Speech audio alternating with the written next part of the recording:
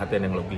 Dan itu tadi, mau jumlahnya cuma puluhan atau mungkin bahkan ini kan ratusan ribu, nggak bisa kita scan satu persatu atau kita kontrol, kita lindungi.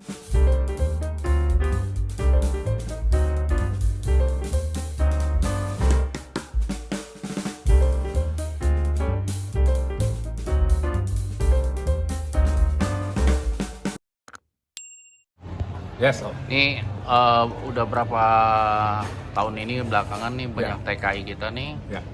ada yang masuknya ilegal, Ya. ada juga yang sudah kerja tapi disiksa dan tidak digaji. Ini baru-baru nih udah 6 bulan dia nggak digaji, Ya. terus disiksa Ya. karena di rumah sakit di Malaysia. Minta tanggapan tuh. Oke, sebenarnya kalau penyiksaan TKI sendiri ya Om, ya, kayaknya aku rasa dari aku usia belasan juga sudah terjadi dari dulu, gak hanya beberapa bulan atau beberapa tahun ini. Saya sekitar dari 10 sampai 15 tahun lalu juga udah terjadi. Dan juga penipuan dari agen-agen bodong juga sudah sangat banyak sekali Om ya. Bahkan kemarin ada yang tadi pulangin juga kan yang dari Timur Tengah karena mereka ternyata zong lah gitu, nggak dapat pekerjaan di sana. Nggak hanya sekedar nggak digaji 9 bulan, ada bahkan yang 8 tahun juga nggak digaji juga ada, belasan tahun nggak digaji juga ada gitu.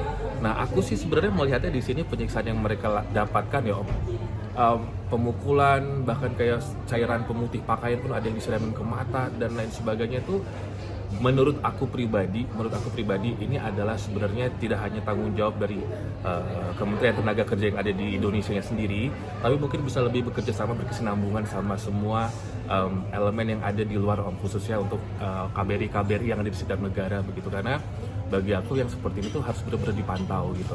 Dan siapapun yang masuk ke negara manapun itu aku rasa sebaiknya memang ada sedikit ini loh Om, kayak kalau kita misalkan masuk ke kantor baru, itu ada penyuluhan dulu, ada ketemu dulu, dan mereka sebaiknya dikumpulkan dulu di KBRI negara tersebut, lalu beramah tamah dengan dubes yang memang bekerja di sana.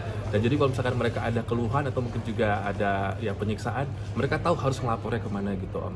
Jadi bagi aku, kalau aku pribadi nih Om, kalau misalkan aku diundang ke luar negeri, pasti senang kalau kita ketemu sama orang Indonesia dulu kan. Kita ketemu sama orang yang memang satu darah lah sama kita. Dan mungkin sebaiknya ya seperti itu sih. Jadi perlindungan itu tidak hanya di Indonesia tapi juga di luar. Dan tanggapanku, semoga yang kasus tadi ya, dari sekian ratus atau sekian ribu kasus ini mungkin salah satunya bisa cepat selesai dan dapat haknya setelah melakukan kewajiban dan bisa dapat perlindungan yang baik lah. Ada pesan nggak buat dubes Indonesia untuk Malaysia? Mungkin sama atas tenaga kerja di Malaysia ini.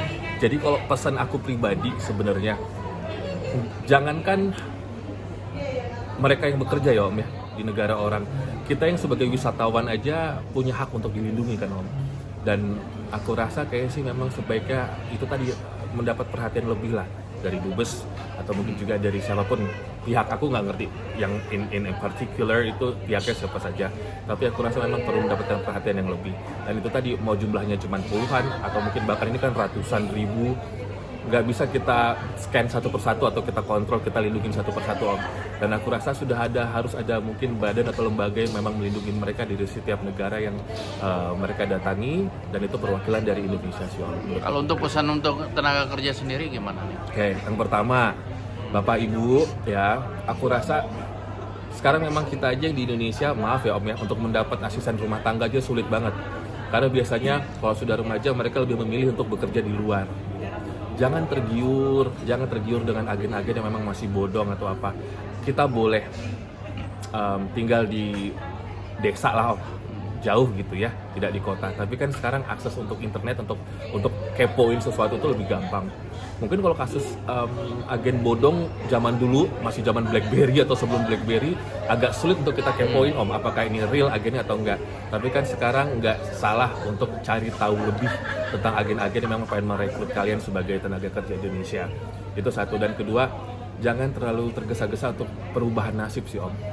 Karena mungkin tergiur ya dengan gaji yang lebih besar gitu, dan spendingnya juga, life expense-nya juga kalau misalkan di luar negeri kan ya bisa kita kontrol lah gitu dibandingkan sama di Indonesia. Tapi jangan mudah tergiur, itu aja sih Om. Jadi harus lebih berhati-hati lagi. Dan kalau misalkan pun sudah di negara orang, ya kerja dengan baik. Kalau sudah ada keluhan, pemukulan, secepatnya untuk kabari yang namanya agennya, tidak hanya agen yang menyalurkan, tetapi juga kedutaan. Oke, makasih.